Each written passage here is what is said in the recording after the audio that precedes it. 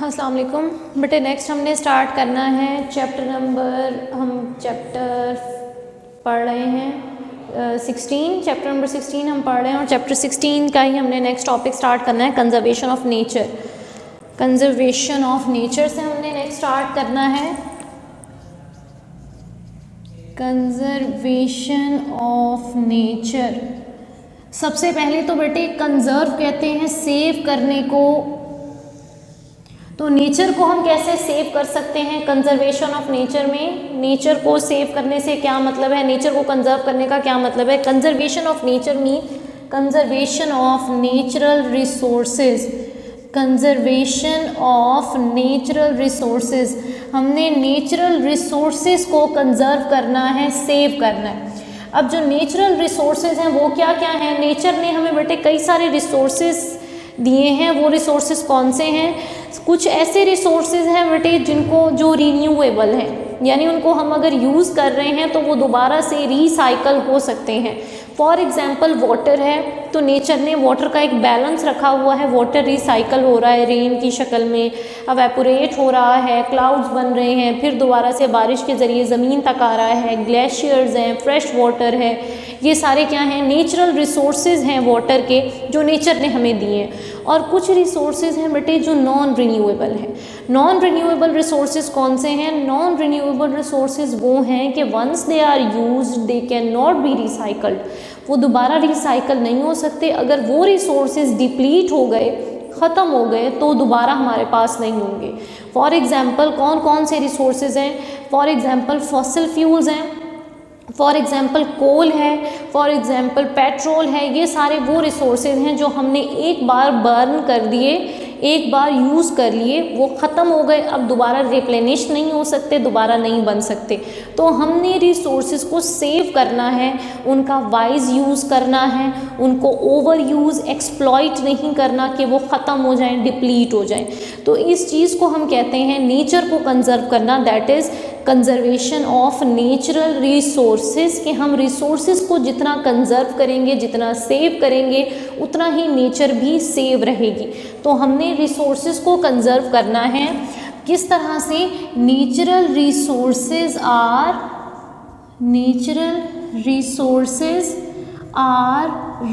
इन restricted supply. कुछ ऐसे natural resources हैं जो रिस्ट्रिक्टेड सप्लाई में मौजूद हैं, यानी नेचर ने हमें एक बार वो प्रोवाइड कर दिए हैं, अब उनकी जो क्वांटिटी है वो टाइम के साथ बढ़ नहीं रही कि हम ये कहें कि हर रोज़ जो नए फॉसिल जो फ्यूल्स हैं वो बन रहे हैं या रीन्यू हो रहे हैं, या जितना हम यूज़ कर रहे हैं पीछे नेचर उसको रिसाइकल कर रही है, तो ऐसा नहीं है। तो कुछ रिसोर्सेज ऐसे हैं जो नेचर ने हमें एक लिमिटेड अमाउंट में दिए हैं, हमने उस अमाउंट का वाइज यूज़ करना है। तो ये जो नेचुरल रिसोर्सेज हैं बेटे, they are of two types. Natural resources are renewable. कुछ नेचुरल रिसोर्सेज क्या हैं? These are renewable. कुछ क्या हैं? रिन्यूएबल हैं। रिन्यूएबल का क्या मतलब है?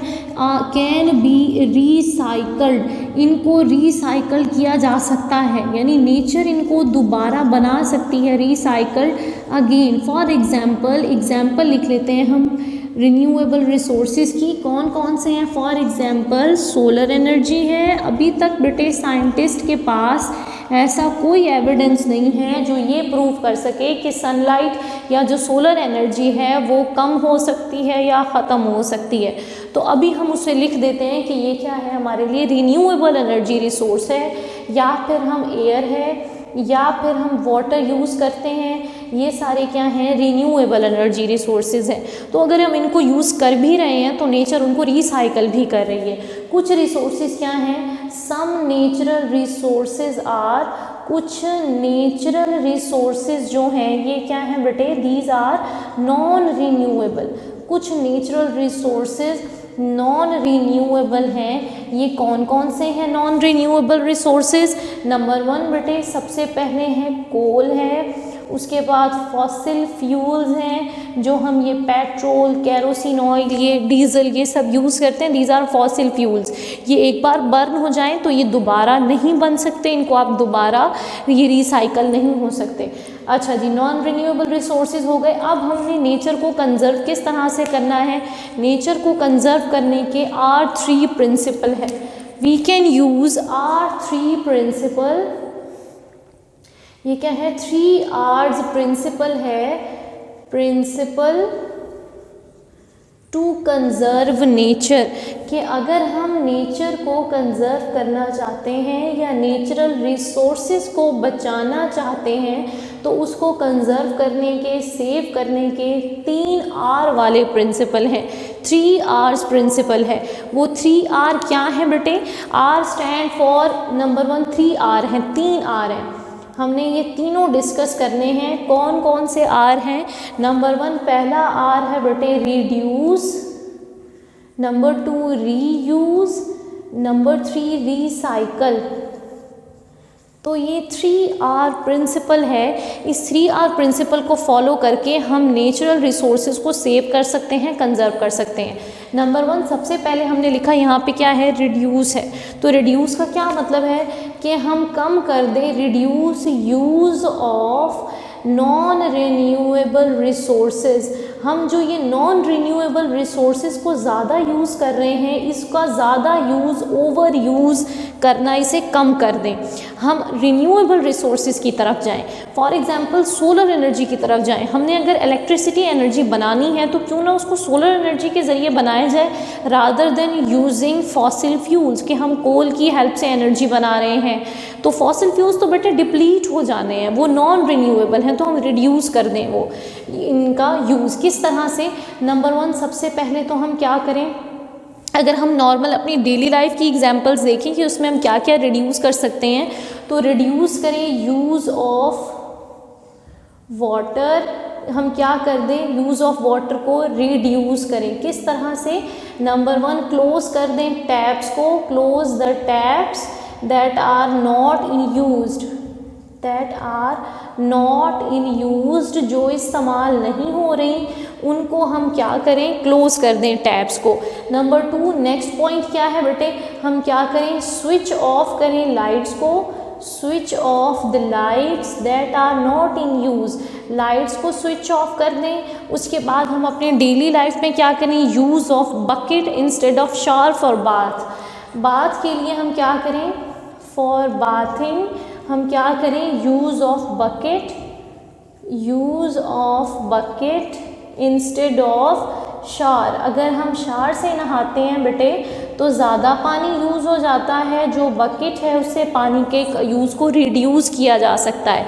तो ये बेटे कुछ पॉइंट्स हैं जिससे हम डेली लाइफ में अपनी कुछ रिसोर्सेज को कंजर्व कर सकते हैं, सेव कर सकते हैं, रिड्यूस कर सकते हैं। नेक्स्ट पॉइंट ये है कि अगर हम पब्लिक ट्रांसपोर्ट यूज़ करते हैं तो पब्लिक ट्रांसपोर्ट में एक ही फ्यूल के एक्सपेंस से, एक ही फ्यूल के खर्चे से इतने सारे लोग ट्रैवल कर रहे होते हैं। अगर हम अपनी व्हीकल यूज़ कर रहे हैं कहीं जाने के लिए तो वो फ्यूल बर्न हो रहा है हम एक पर्सन को कैरी करने के लिए, एक पर्सन को लेके जाने में। तो जो पब्लिक ट्रांसपोर्ट का यूज़ है बेटे वो भी नेचुरल रिसोर्सेज को कंजर्व करने का एक तरीका हो सकता है कि हम पब्लिक ट्रांसपोर्ट जहाँ जा रही है हमारी भी अगर वही डेस्टिनेशन है तो उसको यूज़ करें जो इतने सारे लोगों को लेके जा रही है और सेम फ्यूल यूज़ हो रहा है। अच्छा जी, उसके बाद हमने सेकेंड आर लिखा है रीयूज़। अब रीयूज़ हमने क्या करना है, मैं इसको रेज कर रही हूँ बेटे, यहाँ पे हम लिख रहे हैं रीयूज़।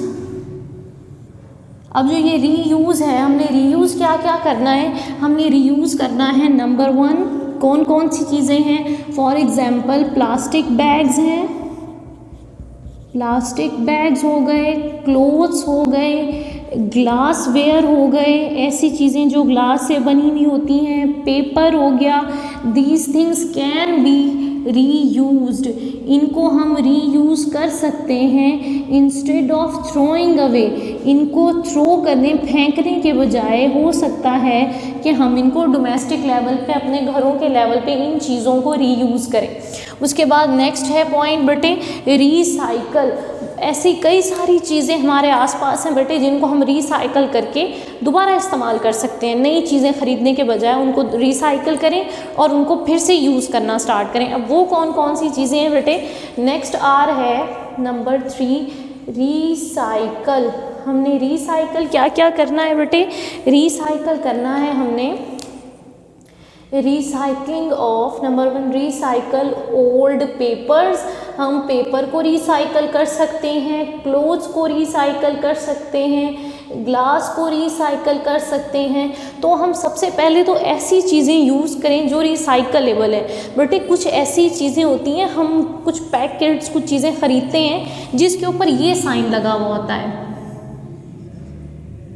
ये साइन लगा हुआ होता है। ये जो बेटे साइन है ये क्या रिप्रेजेंट करता है कि it is a recyclable paper और रिसाइकलेबल शॉपिंग बैग। कोई भी चीज़ है जिसके ऊपर इस तरह के एरोज लगे हुए हैं, इसका मतलब है कि ये रिसाइकल हो सकता है या रिसाइकल हुआ हुआ है। तो ये सारी चीज़ें रिसाइकल हो सकती हैं, उनको रिसाइकल करके यूज़ करें ताकि नेचर से हम बार बार एक नई चीज़ ना ले रहे हों, हम पुरानी चीज़ों को भी रिसाइकल करके यूज़ कर रहे हो।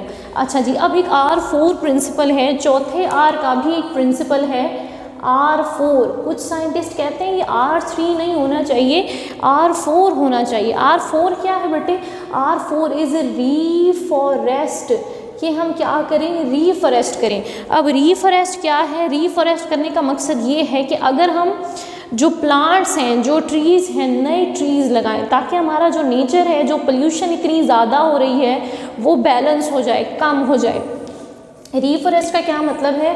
प्लांट न्यू ट्रीज़, हम नए दरख्त लगाएं, नए पौधे लगाएं, जिसके लिए क्या हो? टू रीप्लेनिश, कि हमने रीप्लेनिश करना है द इन्वायरमेंट, नेचर को अगर हम रीप्लेनिश करना चाहते हैं, दोबारा से हम उसको साफ़ करना चाहते हैं, क्लियर करना चाहते हैं, तो हमने उसे रीफॉरेस्ट। हम प्लांट्स बेटे क्या हैं? Plants are the environmental buffers, environment को साफ़ करते हैं, वो इन्वायरमेंट की केमिकल कंपोजिशन को, हवा की कंपोजिशन को मेंटेन करते हैं, हमारे लिए ऑक्सीजन बनाते हैं, कार्बन डाइऑक्साइड को एब्जॉर्ब कर रहे हैं। तो जितने ज़्यादा प्लांट्स हम लगाएंगे उतनी पोल्यूशन अंडर चेक रहेगी, कम रहेगी। मैं एक बार रिपीट कर रही हूँ, टॉपिक हमने स्टडी किया है कंजर्वेशन ऑफ नेचर।